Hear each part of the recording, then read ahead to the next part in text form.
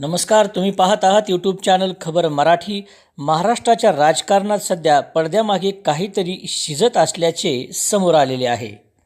लोकसभा निवडणुकीनंतर सातत्यानं वेगवेगळी नवीन समीकरणं समोर येत असून वेगवेगळ्या राजकीय चर्चा रंगत आहेत। गेल्या काही दिवसापासून सातत्याने राष्ट्रवादी काँग्रेस शरदचंद्र पवार पक्ष थेट सत्तेत जाणार का, तसेच दोन्ही राष्ट्रवादी एकत्र येणार का, हा मुद्दा सातत्यानं चर्चेत येत राहिला आहे। ज्येष्ठ नेते शरद पवार आणि उपमुख्यमंत्री एकनाथराव शिंदे यांची झालेली भेट अशाच वेगवेगळ्या चर्चांना हवा देऊन गेली होती।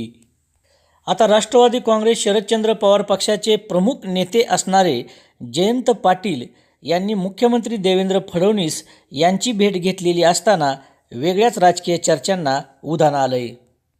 ही भेट नेमकी काय होती, ही भेट नेमकी कशासाठी होती आणि या भेटीमागील नेमकी राजकीय गणिते कोणती, या मुद्द्यांनी सध्या राजकीय वर्तुळात चांगलाच जोर पकडला आहे।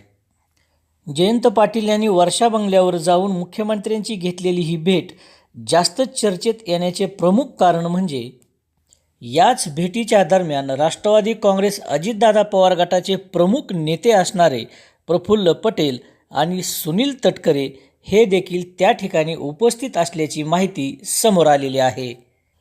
एका बाजूला शरद पवार गटाचे प्रमुख नेते असणारे जयंत पाटील आणि दुसरीकडे अजितदादा पवार गटाचे दोन सर्वात मोठे शिलेदार असणारे प्रफुल्ल पटेल आणि सुनील तटकरे हे एकाच दिवशी मुख्यमंत्री देवेंद्र फडणवीस यांच्यासोबत बैठक घेतात। यामागे केवळ योगायोग असू शकत नाही असा सूर राजकीय वर्तुळात उमटू लागला आहे।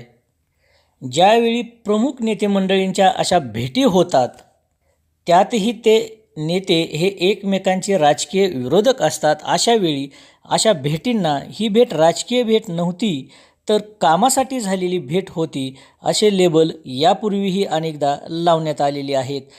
तोच प्रकार या ठिकाणी झाल्याचेही समोर आले आहे।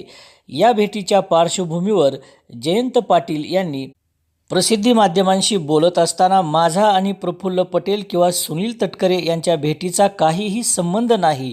नगरपालिकेच्या नगराध्यक्षांना अपात्र ठरवल्याप्रकरणी मी मुख्यमंत्री देवेंद्र फडणवीस यांची भेट घेण्यासाठी रात्री 10:30 वाजता वर्षावर गेलो होतो। मुख्यमंत्र्यांशी केवळ 5 मिनिटे चर्चा करून मी बाहेर पडलो। तिथे तटकरे आणि पटेल उपस्थित आहेत याची मला कोणतीही कल्पना नव्हती असे स्पष्ट केलेले आहे। दरम्यान जयंत पाटील यांनी अशा प्रकारे स्पष्टीकरण दिलेले असले तरीही राजकारण हे दाव्यांवर नाही तर टायमिंगवर चालतं हे सर्वांना माहीतच आहे। सध्या दोन्ही राष्ट्रवादी काँग्रेसच्या विलिनीकरणाची तसेच राष्ट्रवादी काँग्रेस शरदचंद्र पवार गट सत्तेमध्ये जाणार असल्याची चर्चा जोरात सुरू आहे। अशातच राष्ट्रवादी काँग्रेस शरदचंद्र पवार गटाचे प्रमुख नेते असणारे जयंत पाटील आणि मुख्यमंत्री देवेंद्र फडणवीस यांची झालेली भेट पुन्हा एकदा वेगवेगळ्या तर्कवितर्कांना जन्म देत आहे। एकूणच या भेटीनंतर महाराष्ट्राच्या राजकारणात धूर निघतोय, म्हणजे तिथे नक्कीच कुठेतरी आग लागली आहे याची प्रचिती येत आहे। जयंत पाटील यांनी जरी ही भेट नगराध्यक्षपदाच्या कामासाठी असल्याचं सांगितलं असलं तरीही राजकारणात कोणीही कधीही कोणाचा कायमचा शत्रू किंवा मित्र नसतो याचा देखील विसर पडता कामा नये। तुम्हाला काय वाटतं? राष्ट्रवादी काँग्रेस शरदचंद्र पवार गट खरोखरच महायुतीसोबत काही नवीन समीकरण मांडणार का, की या चर्चांना केवळ हवा दिली जाते?